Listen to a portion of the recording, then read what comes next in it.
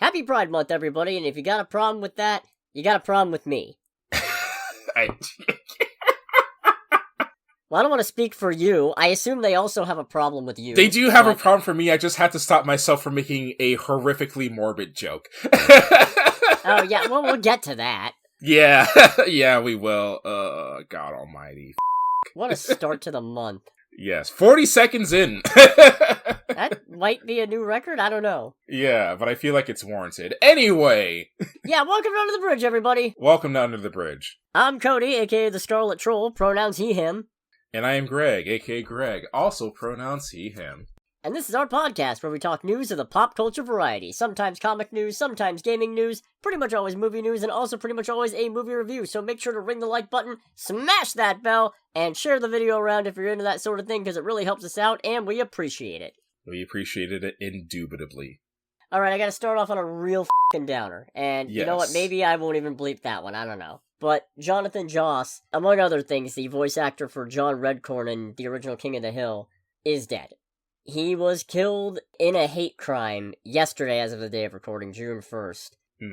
Because he was shot by a neighbor who was allegedly yelling homophobic slurs, and this is just months after his house burned down, which his husband states was after years of threats from their neighbors. So yeah, right now it's just being reported as a death by most major outlets, but actually it was straight up a homophobic hate crime. Yeah. And I hate to start off on this big of a downer, and there's no real punchline here, but just disgusting, frankly. Yeah, 100%. Straight up evil. And I'm sorry to have to start off on this note, but really, it needed acknowledgement because this cannot stand. Just, yeah. What the fuck do you even care? Homophobes, transphobes, whatever phobes out there, what do you give a fuck? For something that really, truly does not affect your day-to-day. Not even a little bit. Just gross. Very.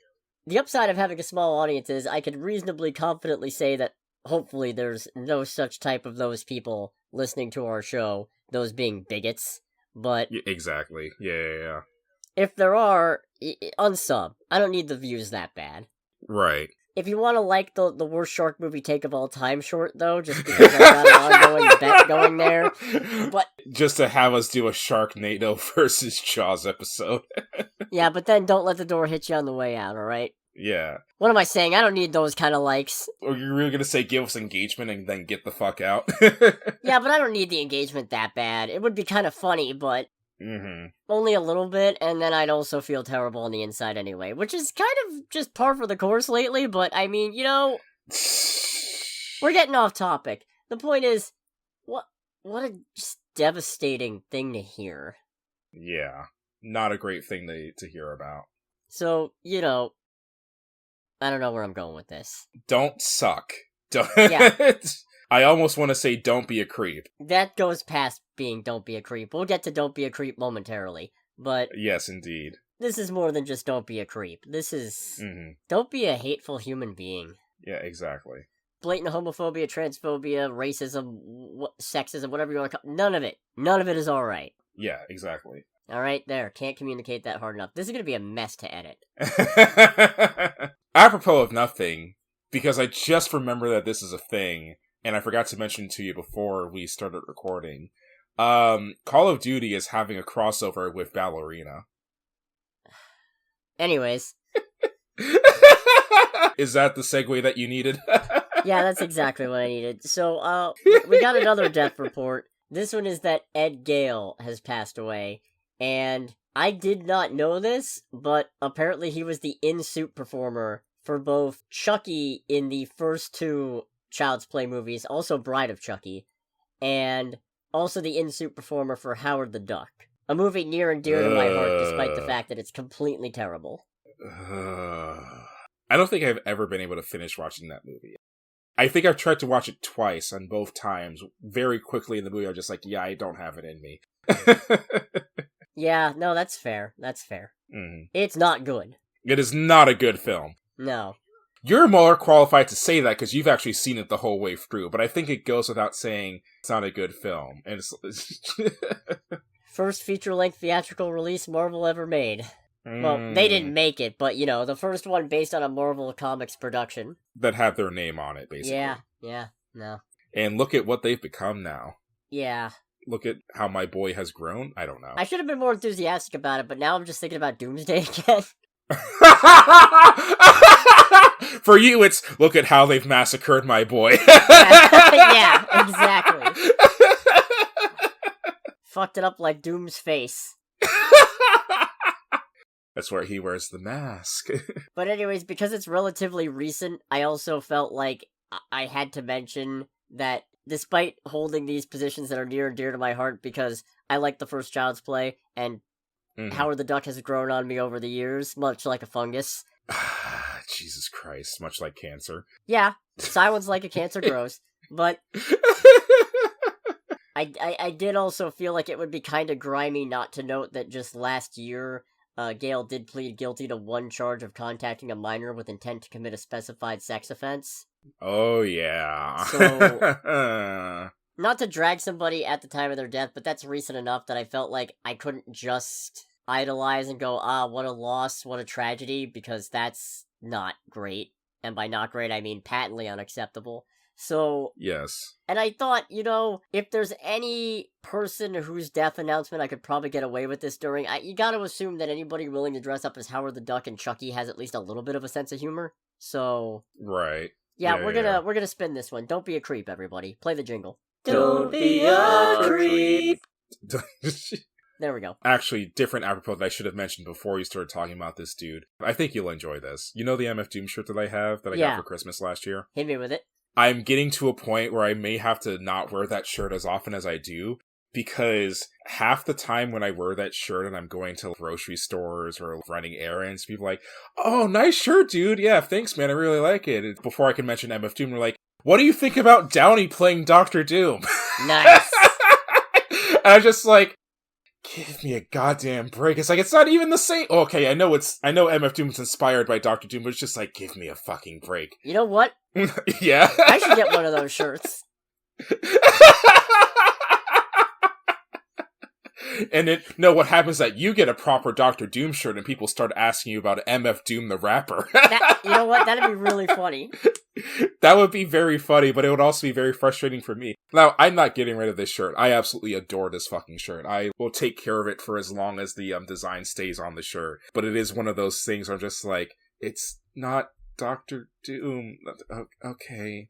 I did have a woman who recognized Dr. Doom on the shirt and all that, and it's just like, talking a little about the movie. Maybe in this one he'll be a good guy. He's never a good guy, is he? Doom? Yeah. Dr. Doom! Not a good guy. No. No, funny that. No, actually he has been. At least in the comics. I told her, it's like, I think he's been a good guy a couple times in the comics. When I was gonna sarcastically go, what, Dr. Doom, a bad guy? You know what I'm saying? And then I remember, oh right, actually not always. Mm-hmm. I told her, it's like, I don't read the comics, but from what I understand, the couple times he's been not a villain is mostly just been in situations where it's like, alright, fine, I'll do it, because no one else is gonna do the thing that needs to happen. You know what I'm really disappointed by? I can't find a shirt that's just Dr. Doom shouting Richards. That would be easy. That should be like just an easy shirt to find. And I feel like if I was gonna have a Dr. Doom shirt, I would want a shirt that's just Dr. Doom shouting Richards at the top of his lungs. Yeah. Because that's really just Dr. Doom at his core. Yeah, it would either be that, or it again be, I wish we could somehow turn it into the meme, but in the one short that you made, as far as him not taking his mask off, just a picture of him caressing the photo of Reed Richards in bed. That was a good one. That would be great. Alright, we should get back on topic. Mm-hmm. So you know how EA was making a Black Panther game? Oh, I'm so sad about this. It's cancelled. I am genuinely really sad, because there's very few things in general from EA that I look forward to outside of Need for Speed, and even that's gone into the maybe category as of late. But yeah, that was one where, because they canceled the game, and I think also shut down the studio that was making it too. Yep, I guess you could say the studio ended on a cliffhanger. Because it's Cliffhanger Studios, you see. I'm only joking at the discomfort of a bunch of people got laid off. I'm only making humor at the expense of people who don't have a job anymore. Humor is how I cope with uncomfortable situations, Greg. Do you think I would podcast if I had healthy coping mechanisms? No, I would go to therapy. Kind of sounds like a semi-podcast idea I came up with my mom. Oh, yeah? I was talking to my mom a good bit lately. I feel like this is going to be a very banter-heavy episode, and for the record, I'm here for it. I was talking to her about the time that I introduced her to Ace Combat 5, which, for the uninitiated, is an arcade jet fighter game. The thing about Ace Combat 5, and the thing I wanted to show her about it, is the fact that we're introduced to kind of the world that the story takes place in. It has a bunch of real-world aircraft, but the entire universe the game takes place in is totally fictitious. And within the first 60 seconds of the game, this game, focusing on two countries that no one has ever heard of. Actually, in the timeline of this series, 5 is the first time that the main nations are introduced, of Ossia and Belka. It cold opens with the country of Belka detonating 7 nuclear devices on their soil. And I remember showing that to my mom, and she just looked at it and said, "Oh, please, this is stupid."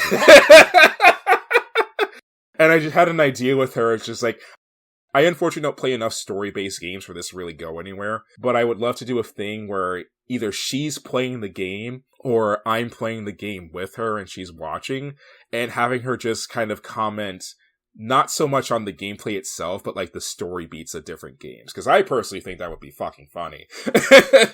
I can see the appeal. That sounds amazing. I don't think either of us would want to do that, just because I don't have enough games to really supply that kind of thing, and I think she's enjoying her retirement quite a bit. But I said that, it's like, it would be funny since you were an English teacher. Hey, Mom, I know you're retired, but have you ever thought about becoming a Twitch streamer?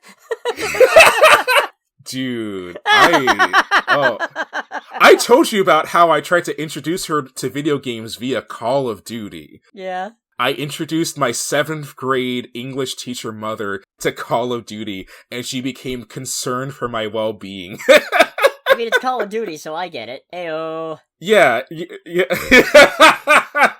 I don't know, it's literally a thing of, like, I'm showing her Call of Duty, like, we're playing a match against bots, and she just looks at me and goes, "So you just run around and kill people?" I'm like, "Yeah, it's really fun."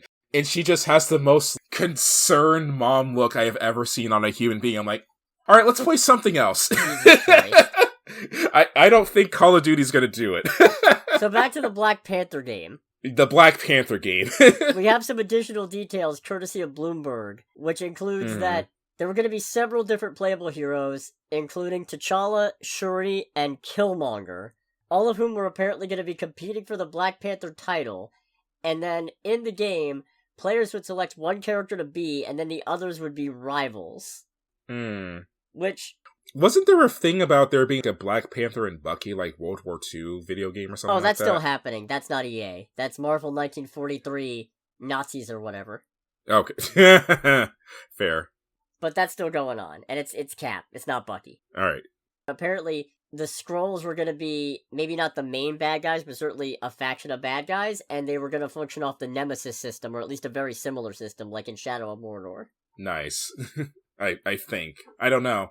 I mean, it has promise. I kind of fucking hate the idea of Killmonger being a playable Black Panther in the game. Yeah, has he ever been a Black Panther in the comics proper? I think briefly? I think T'Challa might have let him get the powers and then humiliated the shit out of him, if I remember right, but I could be mixing that up with somebody else. Oh, you think you're worthy? Here you go. Prove your worthiness. Ah, gotcha, bitch.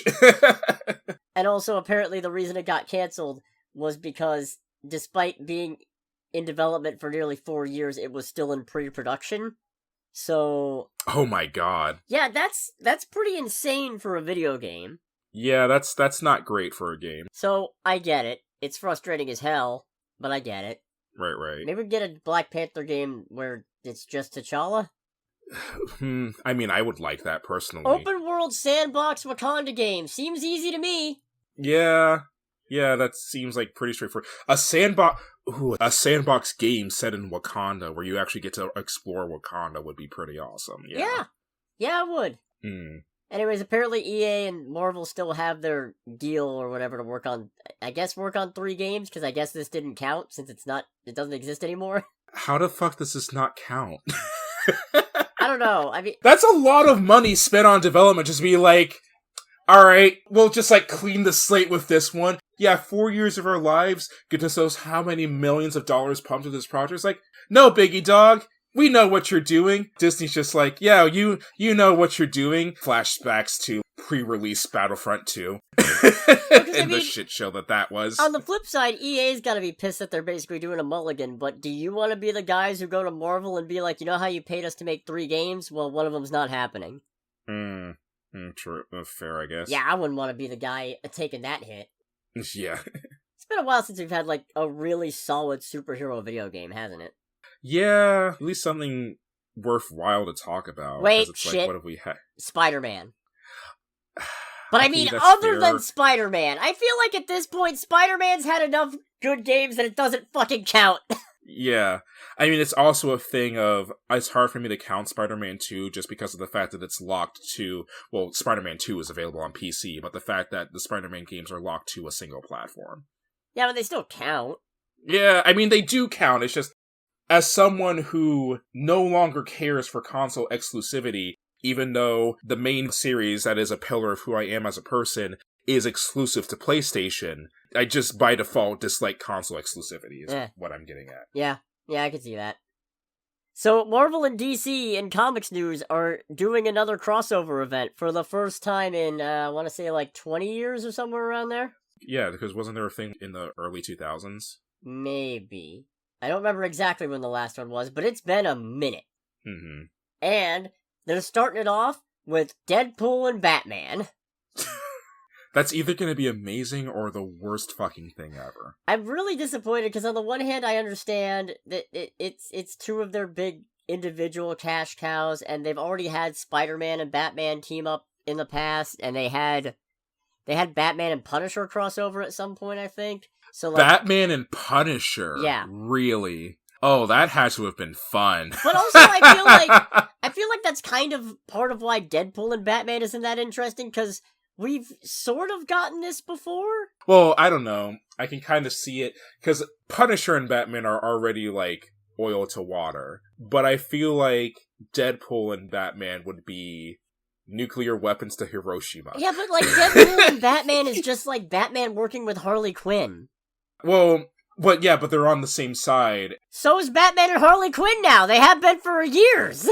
Oh, has there? Harley Quinn's been a functional super anti-hero for years at this point. I keep on forgetting that she's not directly a good guy, but more so of an anti-hero now, which, I don't know, to me still seems kind of weird.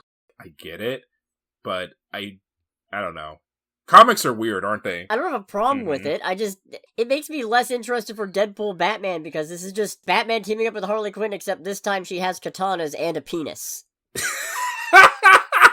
Which feels like a line that could make it into the comic. You know what I mean? God, and then the secret antagonist of this whole thing. Oh god, I just had her name on the tip of my tongue. Is it Punchline? Punchline, thank you. Yeah. How did I know? Yeah, she's the secret antagonist of all that. Well, you basically said that Harley Quinn and Punchline are, well, I don't know about rivals, but Punchline is who they get to be Joker's love interest when they don't want to oversaturate Harley Quinn. Yeah, no, I wouldn't call them rivals. I just call Punchline the new Harley Quinn in terms of Joker perky girl boss minion. But... Mm-hmm. As I stop myself from making a Helsing Abridged reference. Yep. That's about right. Okay, yeah. you know who I'd actually want to see? I think this would be interesting, and also a little cursed because I know where it might go, but you know what I really want to see? Batman teaming up with She-Hulk. Expand. Because, I mean, she's a lawyer. So she's already going to have issues with, like, half the stuff that Bruce Wayne gets up to. Well, then again, maybe not, because, I mean, to be fair, most of the superheroes in Marvel are straight-up vigilantes. But I don't know. I feel like She-Hulk going up against some of Batman's rogues would be interesting. I feel like... I don't know, it seems more interesting, you know? It's a combination I haven't seen, and that isn't super obvious, like putting Batman and Spider-Man together because they're the ones who make the most money, or putting Batman and Deadpool in the same thing, or putting... I mean, part of me kind of want to say Batman and Daredevil, but come on. That's as obvious as it gets. Yeah. Batman and Cyclops. Ooh, now that's something. That could be something for sure. That would be an interesting dichotomy. The two great schemers comparing notes on how they'd kill all their best friends. Mm-hmm. Ooh, I like that. Actually, make that a thing. Forget Batman Cyclops. Mm-hmm. And then throw Ryu from Street Fighter in there. For good measure. No, throw evil Ryu in. Marvel versus Capcom versus Injustice. Mortal Kombat versus Injustice. The Marvel versus Capcom. Oh, there's gotta be some way of, like, mixing all of that in together. Could you imagine, I don't know, oh god. Could you imagine Batman in a Mortal Kombat game with all the blood and gore that shows up in these games? Wait, I've got it. Oh no. Marvel Multiversus Capcom. Oh, that's good. Rip. Oh, that could actually sell really well, too. Yeah, they'll never do it. They're cowards. I mean, I don't know about cowards, but that would be... Cowards! Horrifically expensive to make, just on the licensing alone. Absolute cowards. And then, just for good measure, because they didn't put her in the game proper in Street Fighter 6, just throw your Forger in, too. Yeah, alright. That'll be the closest Yor from Spy Family is in a Street Fighter game. Yes, I am still upset about that. Fair enough. I'd say let's go to trailer time, but it's not quite trailer time. It's more of a specifically Netflix section. Yeah, it's trailer time .5. Because they had their big event. I never know how you pronounce it, but I assume it's Tudum because of the Netflix sound. You know, the Tudum. Tudum? Wait, is there a name for it? Yeah, it's Tudum. Their event is called Tudum, so I assume it's pronounced like the sound and that plays when you open Netflix, the Tudum. That sounds moderately narcissistic. Just stupid enough to be Netflix. Yeah, moderately narcissistic. So we got a release date for Wake Up Dead Man, a Knives Out mystery, coming out December 12th. Mm-hmm. Apparently not with a temporary theatrical release this time, which... Okay, they're cowards! Yeah, they're fucking cowards. Release the movie, you cowards. Right. Or as Werner Herzog would say, use the fucking puppet, you cowards. I have a terrible Werner Herzog impression, but he's an international treasure. Right. No, as usual, this has a pretty stacked cast. Kaylee Spaney, Josh O'Connor, Josh Brolin, Andrew Scott, Jeremy Renner, Mila Kunis, Glenn Close. Yeah. Nutty. They're good for giving these movies ridiculously talented cast of people. And LeBlanc has full-on hair this time, too. I don't like that. I don't care for it. He doesn't look that great with the hair. No, he really doesn't. Daniel Craig definitely rocks the super short hair look a lot better. Part of me kind of wished that they did the thing that they were talking about doing after the first Knives Out of him having a different accent in every movie. As much as I love the terrible southern accent and the Hellabera, that's spicy. Yeah. I would have really liked to see him just adopt a different accent every time and have nobody call him on it. Right. That'd be great. That would be very funny. So we also got a trailer for Guillermo del Toro's Frankenstein, and I'm not really here to talk about the trailers so much as I'm here to talk about a really funny phenomenon where the general vibe in response to this trailer being released is complaining that it's not getting a theatrical release.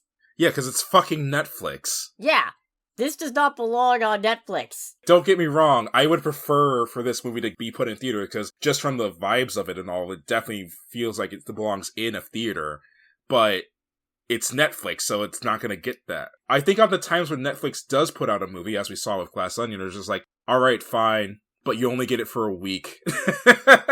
Yeah, you know it's because they don't want to split money with theater chains, but then on the flip side, it's like, what money?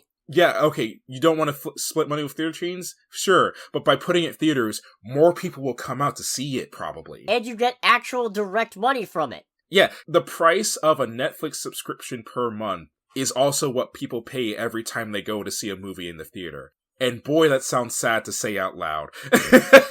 Yeah, wow. But what should be a thing of by default, that means that you're gonna make a lot more money in a shorter period of time. And I think it's important to note that the most important thing is that the movie has been made and it is coming out. I'd rather it go to Netflix than not exist at all. Mm. But on the flip side, that's so much potential money on the table just because they're dedicated to absolutely crippling the theatrical experience with the streaming war that they helped create. Yes. What a pack of fucking dummies. Mm-hmm. And then also, rounding out the Netflix news that I actually give a damn about, we got a first look at Tony Chopper and a confirmation that One Piece Season 2 is releasing in 2026.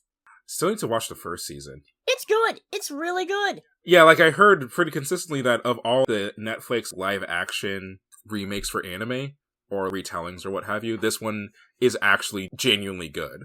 It is! And I mean, just the fact that this Chopper doesn't look like a horrifying monstrosity is an accomplishment all on its own, especially considering that Chopper is voiced by Michaela Hoover, who, among other things, voiced Floor, the terrifying cyborg spider bunny in Guardians of the Galaxy Volume 3. I forgot about Floor. Yeah? Well, Rocket didn't, you monster. Rocket didn't. You monster. How could you? Yeah, how could you forget about Floor? Mm. Floor was a precious cinnamon bun. And Indeed. Terrifying nightmare rabbit. Now, I still feel a little cynical because it's like, okay, they played all the big Chopper hits in this trailer, I get it, yep, you're really sticking to the source material, but it is good to see that they're sticking to the source material, because you've got Chopper's complete inability to hide himself, you've got forgetting that he's a doctor in an emergency, you've got being upset when people compliment him and trying to call them jerks, but doing a happy dance, which is just the most precious thing on the planet? I genuinely forgot that Chopper is a little bit of a tsundere. Well, I mean, Chopper's like 10, I want to say? Hold on, I'm Googling it. Yeah. How old is this reindeer? Never mind, 15 at the start of the series, 17 post-time skip. Okay. Yeah. I mean, I get why, but I was just upset that we didn't get to see Big Chopper. Yeah, no, they're saving that for the show itself. Of course they're not going to show that. Waste all that budget just on a teaser? No, absolutely not. You know how expensive that reindeer must have been for those 2 minutes? You know what's sad? Is that you're probably right, even though that you're very clearly making a joke. No, I'm being completely serious. That's the tragedy of the whole thing. I'm adding an ironic edge to my voice, but I'm being completely serious. Right. No, I'm looking forward to this. Let's go to trailer time proper. Yeah, let's do trailer time for real. It's trailer time again. We've got movie previews to watch. It's trailer time again. So we got a final trailer for Elio, and I mostly just wanted to talk about this because most of the bits here are recycled from other trailers or other TV spots. Not an awful lot new, except for the universe's user manual. Man. I understand because of the fact that we're dealing with an elementary school kid, but I was so disappointed. Yeah, because the universe's user manual apparently contains all the secrets of existence, like what the meaning of life is, and as it's explaining this... And who killed JFK. Presumably it knows who killed JFK, but that's just what you would ask. I don't know what I would ask. I guess I know what I would ask. If the Avengers movie that Marvel had teamed up with Casablanca Records to make back in the 80s had actually gotten off the ground, how would it have been? Well, you get to watch it. That'd be great. That haunts me. That would be amazing. You don't understand. The fact that they wanted Robin Williams to play Dazzler's love interest in a post-apocalyptic New York, controlled by the Witch Queen and the Queen of Fire, played by Donna Summers and Cher, whose armies were led by Kiss and the Village People, and all the while they were all being manipulated by Rodney Dangerfield playing a trio of lawyers called Dewey, Cheatham, and Howe. Just, it keeps me up at night. Right. I lay there, much like Dr. Doom caressing a picture of Reed Richards, thinking, what if? Like how I brought that one back? Yeah, now it's just a picture of you caressing a picture of this movie that never took off. Yeah, exactly. Going, what if? Richards! Casablanca! But no, genuinely the best part of this new trailer is this one new bit of, as the universe's user manual is explaining its concept, Elio just blurts out the question of, who would win in a fight, a gorilla with a baseball bat or 10 chimps? And then the user manual just sighs in such a way that implies that this is not the first time it has heard this question, and just goes... Or at least a variant of it. The gorilla. Mm-hmm. It's just... How often do you get this question? You poor thing. That this is your reaction. I guess, to be fair, I wouldn't want to know what the meaning of life is. As much as I pretend that I want to know, having that kind of existential certainty is terrifying. Right. You do not want to be cursed with that knowledge. I would much rather just have an infinite repository of trivial bullshit. Mm.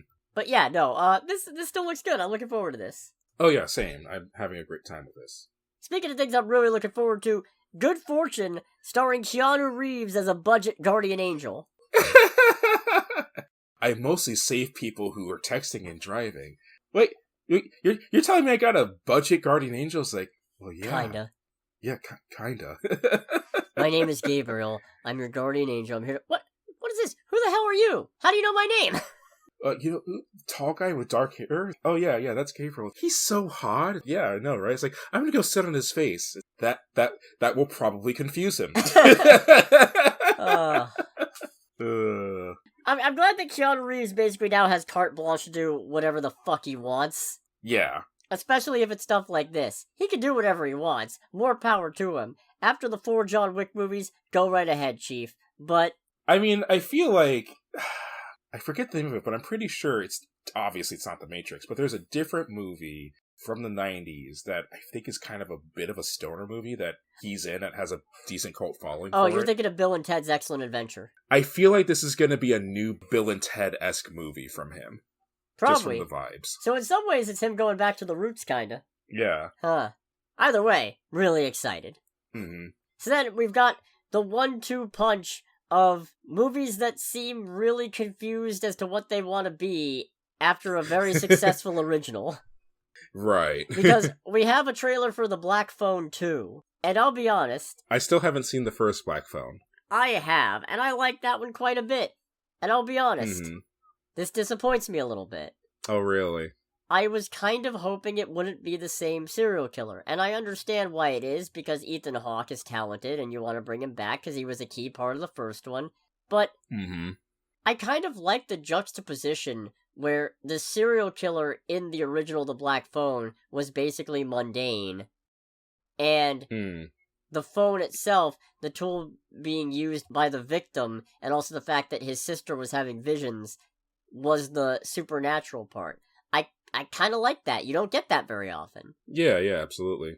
So, the fact that they're moving away from that to where he's apparently just a spirit or something now, because as Finney points out, you're dead. You of all people should know dead is just a word. It's like, oh, but are you in the phone? Are you going through the phone and killing people?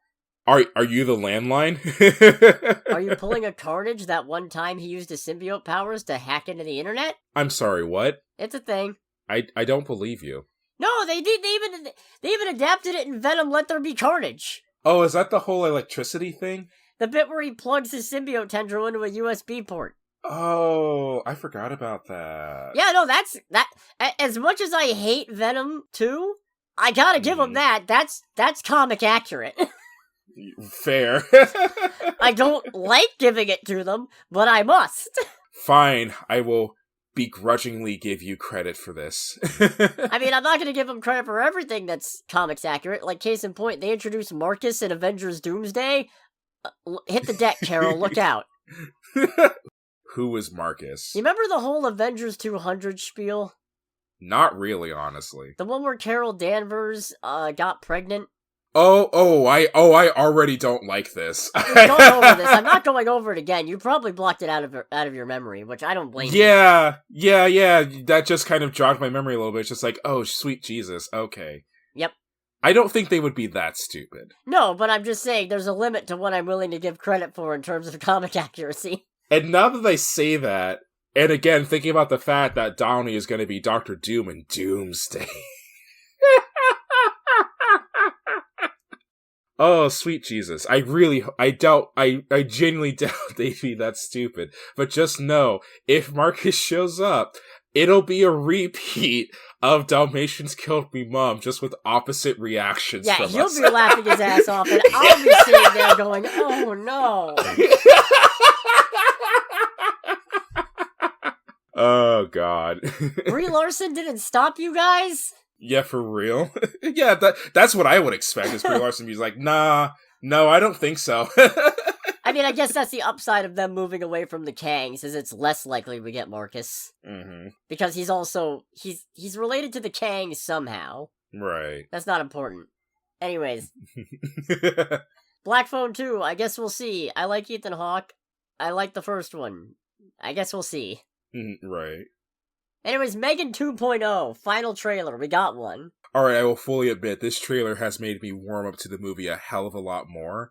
I'm still not crazy about the fact that we're going from kind of like a sci-fi horror to a sci-fi action movie. Comedy.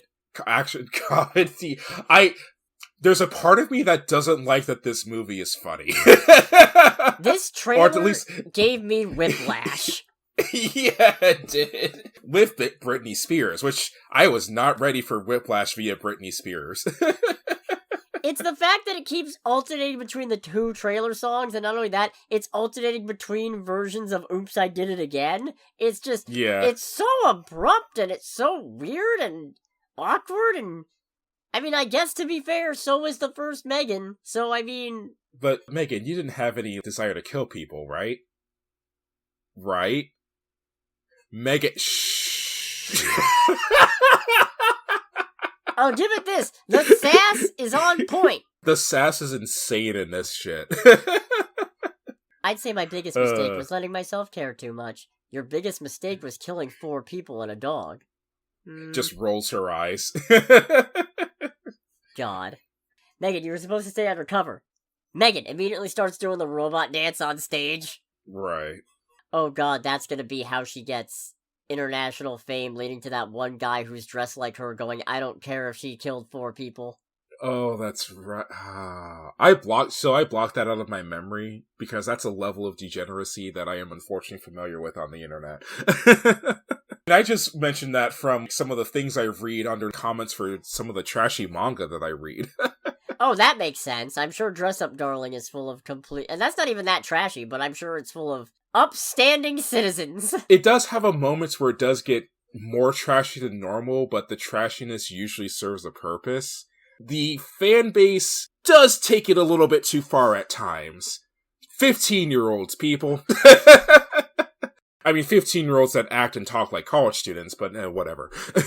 You know, now I'm kind of sad that we didn't do some kind of weird, obscure tie-in to Megan 2.0 for Cinema Synergy, and I'm not just saying that because editing the one that we actually did has been procrastination and pain, but... Right.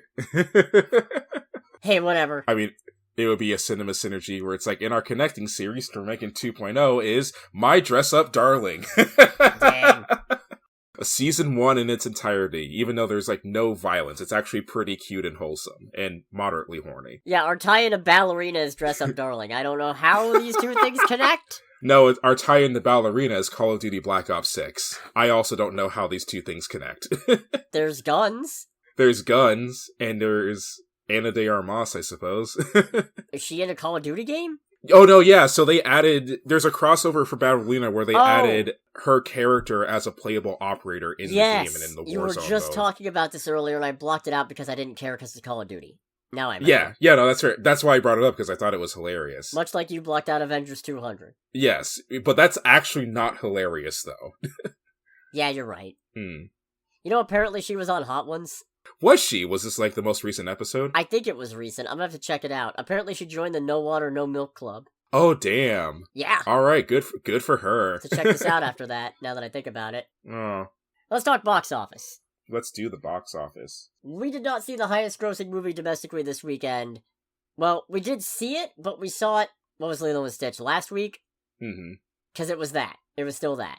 $61.8 million domestically this weekend, $278.9 million domestic total, $613.5 million worldwide, and I'll be honest, now I kind of regret going that lenient on it.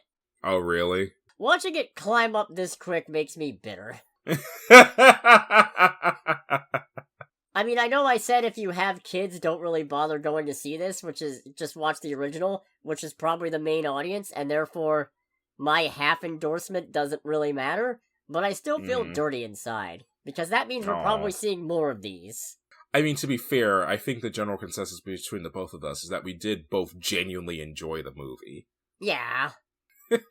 I don't think it would accomplish anything if we enjoyed the movie and then, outside of, like, making fun of it for the sake of humor, just went, alright, well, now we're gonna shit on it. It's like, no, that's not genuine at that point. No, I prefer to be authentic, but I really don't like it when things like this happen, you know? That's fair. Makes me at least feel it's not guilty. AI. Yeah, that's That's so low a bar, it's not even a bar. I know, but it's a little bit of a bar. It's a tiny Smeckledorf of a bar. That's not even a low bar to clear, that's an obstacle you step over. It's a minor inconvenience. Mm-hmm. No, but the movie I saw this weekend, Bring Her Back, it took 5th place. Okay. Yeah, $7 million domestic weekend and total, $8 million worldwide currently. Budget is 15. Ooh, that's not great. Yeah, I assume the marketing budget probably isn't too high on this one, but that's still unfortunate. I hope it continues to make money, because this is going in the what Martin Scorsese would call cinema tier.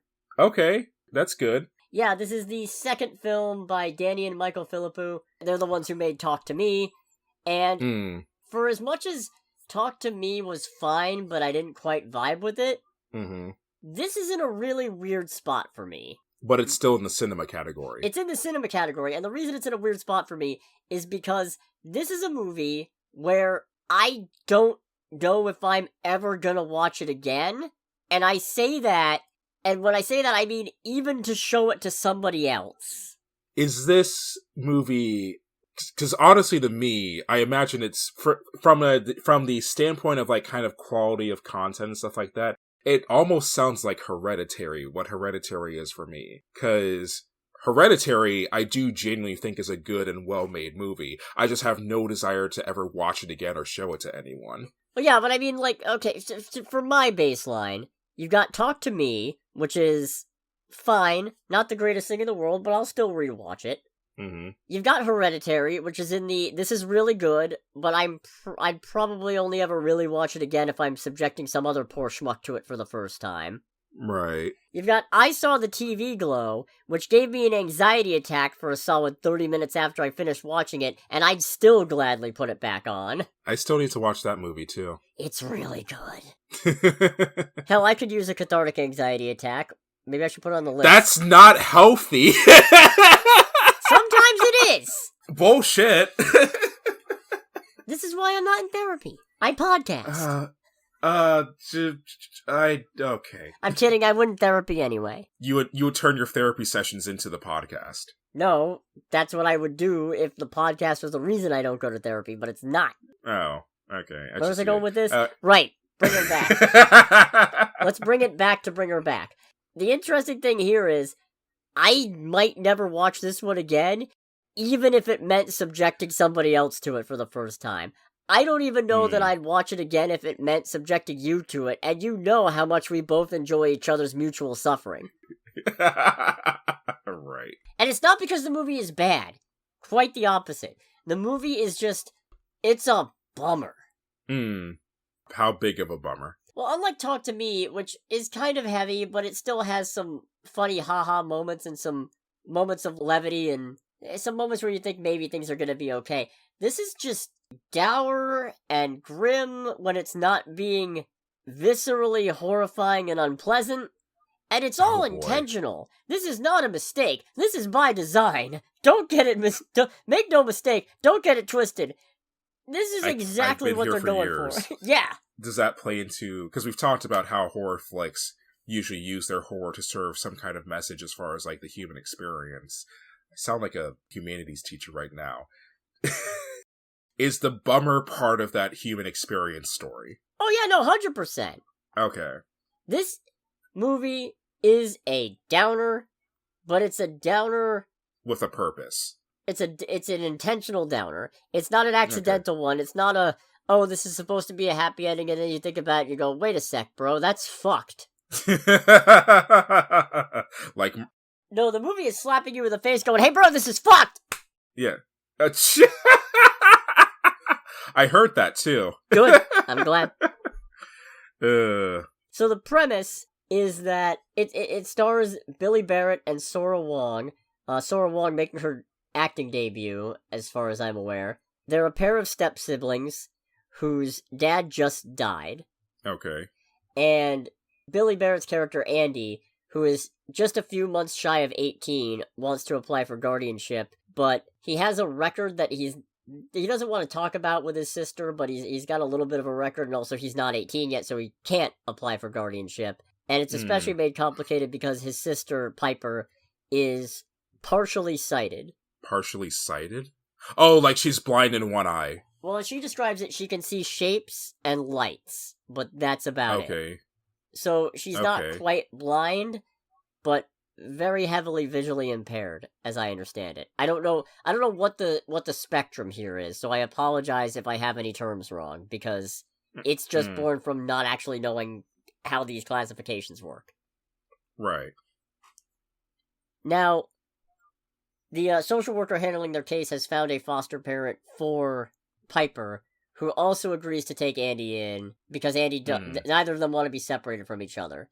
So, they get taken in by Laura, played by Sally Hawkins, who lost her own daughter, who was also some degree of visually impaired. I don't remember if she was straight up blind or had a similar condition to Piper.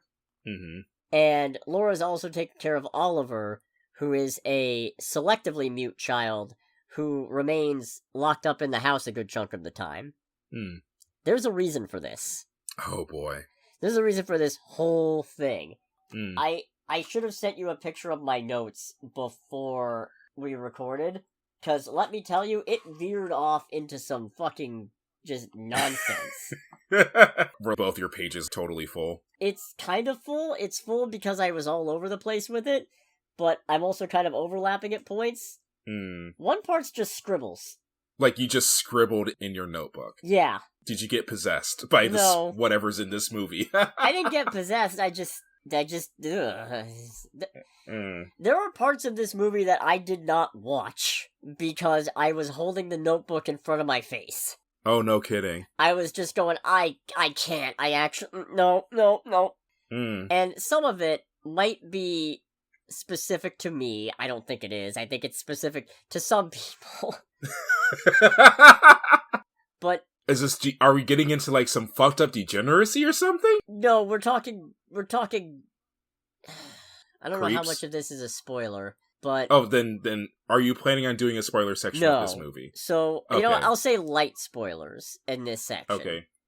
Maybe in terms of maybe like content warning, there's some very heavy mutilation going on in this movie. Oh boy. It's not fun. I'm still occasionally flashing back to bits of it and recoiling, because it's just... I mean, I feel like any genuinely sane, well-adjusted human being will look at that and go like, yeah, that's not for me.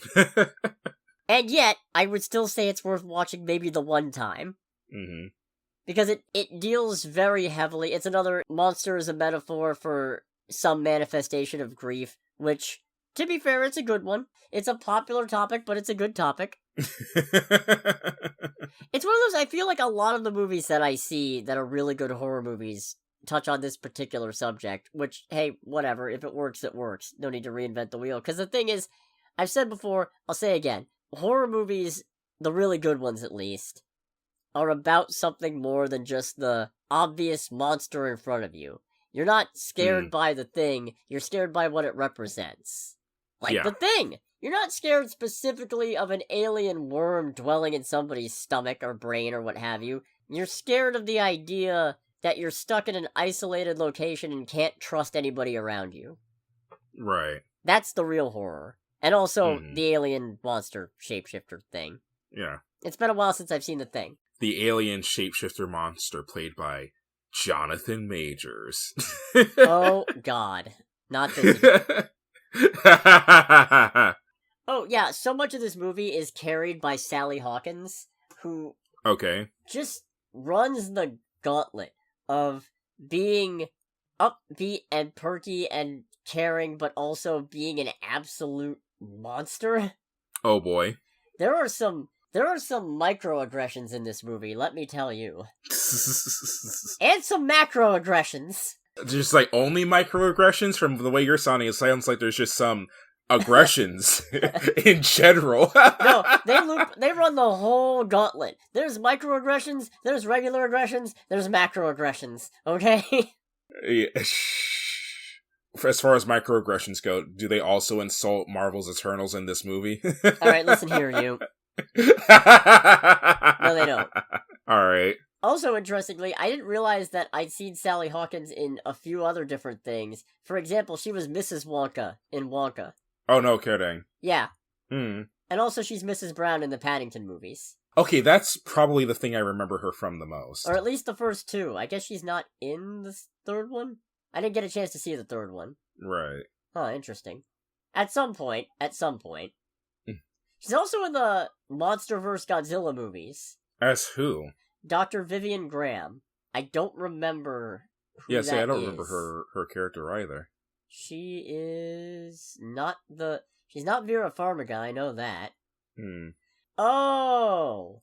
Okay. She's Ken Watanabe's sidekick. Oh! Okay. Alright. Okay. Mm-hmm. Paradoxically speaking, she must be this sounds like the stupidest statement in the world, but she must be really good if I don't recognize her in any of these. You know what I mean? Yeah. I think it's probably a little bit less stupid, but I think it's this thing with me when I started watching more movies that had Margot Robbie, and it taking me a while to realize I was like, oh wait, that was Margot Robbie, wasn't it? There are the actors who are good, but you recognize them in everything that they're in, and that's part of the fun. But then there are the actors where they're in so many things, and you never connect the dots. And I don't want to say that makes them better, but I do think it speaks to their talent that they can just blend into those roles, and you don't have that moment of immediate recognition. Right. But yeah, she is a definite anchor point to this movie, but also props to Billy Barrett, who does a really good job being the protagonist for most of the movie, and Sora Wong, who really picks up and has to carry the last bit of the movie. And I won't tell you why. Right. Where do I know Billy Barrett from? He looks familiar. Oh, fuck me. Oh, boy. Hey, you remember how last week I was talking mad shit about Kraven the Hunter? Is he in Kraven the Hunter? He plays the younger version of Kraven's brother Dimitri. Nice. Thank God he's in a good movie this time. Right. But it means that once again, for another week, you have to think about Kraven the Hunter. It really does! I'm choosing not to. No, he's quite good in this because he sells the troubled, well-meaning, but still carrying a lot of baggage and a lot of chips on his shoulder. Like, he's not a perfect protagonist by any stretch of the imagination. You can tell he's not a bad kid, but you can also see where the slip-ups come from. You can see right. where he's holding on to some trauma and some baggage, and a lot of it ends up getting used against him, and it's just, yeah. That's unfortunate, yeah. One of the worst things in this movie is watching someone with authority make wrong decisions and knowing you can't fight them on it. That is a note I specifically made, because this movie nails that particular... I don't want to call it a fear, I don't want to call it an anxiety, but that particular sensation of watching somebody who you cannot step to make all the wrong choices. And you know they're the wrong choices, but logically speaking, there is nothing you can do about it, or at least nothing you can do that won't make everything worse. Is it the thing of not only they're making the wrong decisions, but you're also watching them making the wrong decisions, knowing that even though you know better, you have to not only deal with it, but you have to deal with the consequences of it directly? Yeah.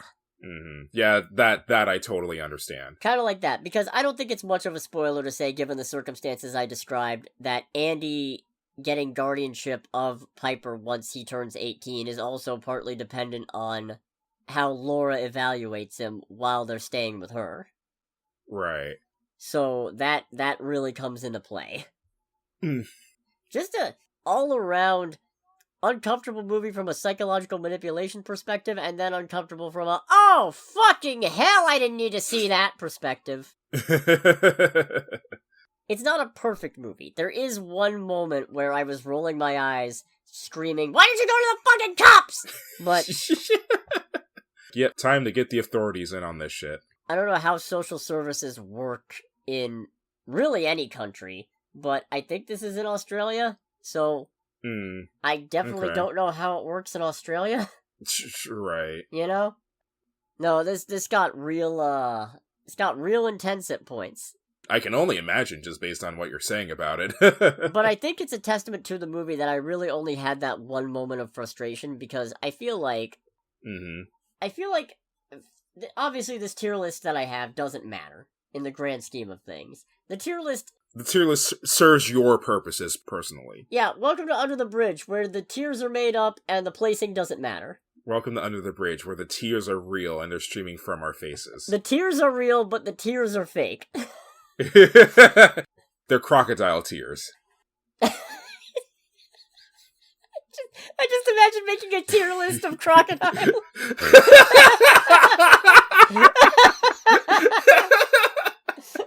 I think I found the short. Okay, it's like, and this is where we place the albino crocodile.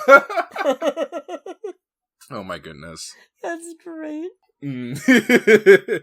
No, because I mean, obviously, movies being art, you can't really objectively critique it. A lot of the times how I engage with a film is dependent on the narrative, because that's the thing I'm most equipped to do. But yeah, most of the films, a lot of the films that make it into my favorites of the year don't run on reason so much as they run on vibes. Vibes count for a lot. Vibes do matter a lot, and they matter a lot in a lot of different things, honestly. Because there's no such thing as a perfect plot.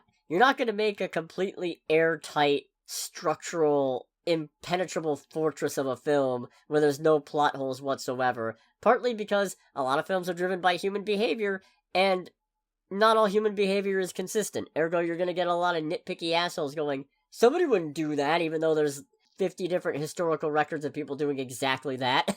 Yeah. Yeah, but I still don't buy it. I've been there. I've been that person. Right. I'm probably that person right now going, why didn't you bring the fucking cops? But ultimately, I feel like the best films are the ones where either you're filling in the plot holes for them, or you don't give a fuck, because the emotional response is powerful enough that you really don't care. Right. And for me, this is mostly that.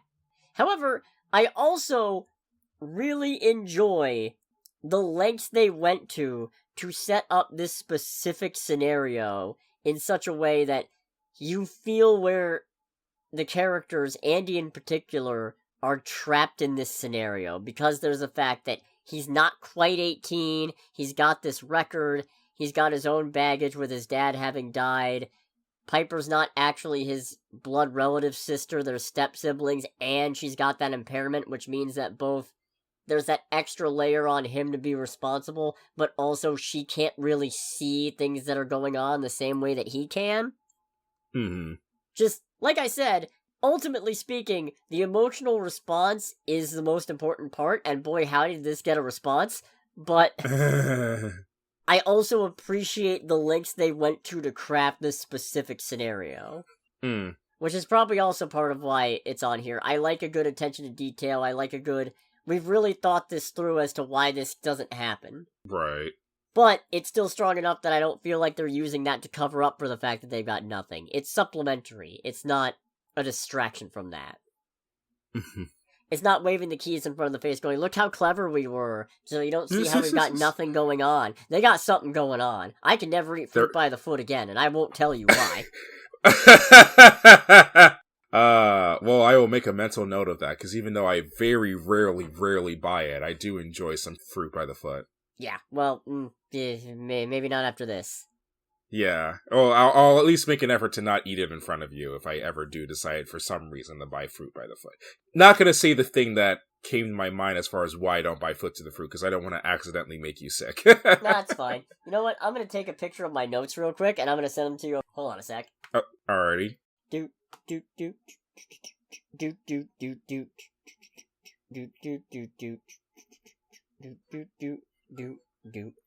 Oh my god. There are scribbles, ladies and gentlemen. I really went off the rails near the end. I can see that.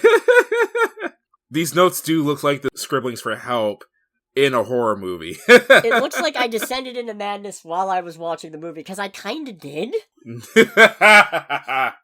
Oh, I guess the Superman, Batman, Granny's Peach Tea reference might be a little bit of a spoiler. It's okay, I didn't really look at that one deeply. But I'm not providing context, so it's really not. No, ultimately, because I think that's about all that I've got for this, without going into a bunch of details that are going to give it away and ruin the whole thing. Right. Should you go see this? Not if you have a weak constitution, which I kind of do, but also I'm a big horror fan and I don't like myself, so... Well, I feel like your constitution isn't weak, but it can be challenged. Yeah, that's challenging. Yes. Challenging. Challenging indeed. Dare I say, this might be the first thing I've seen this year, other than Sinners, that takes a swing at best movie of the year so far. It's not... Arguably, one of the runners-up for movie of the year is a movie that you have no desire to watch a second time. I know, right? It sounds fucked up. But it's because it has that strong of a response. I mean, again, my, I think, second favorite movie of last year was I Saw the TV Glow, and that broke me. That actually broke me a little bit after I finished watching it. Right. I kind of want to watch it again now. But just because I still haven't seen it? Yeah, it's part of it. That's part of it. Maybe I should put it on the list. But I think I think we got enough things on the movie night list right now as it is. Mm-hmm. We gotta start clearing some of this stuff off. Right. Anyways, I think that about wraps this up. Yeah, fair. In which case, thanks so much for listening, everybody. You know what to do. I already gave you the spiel, the thing, the je ne sais quoi. The don't be a homophobe of it all. Next week, I forget. Let me double check. That's the name of the movie. Oh, right, Ballerina. Oh yeah, that's a no-brainer. And also, apparently, the Phoenician scheme expands into more theaters, so that's also I'm gonna have to try. Oh, it's gonna be. Oh, I do really want to see that. It's gonna be hard to fit 2 movies in this weekend for me personally.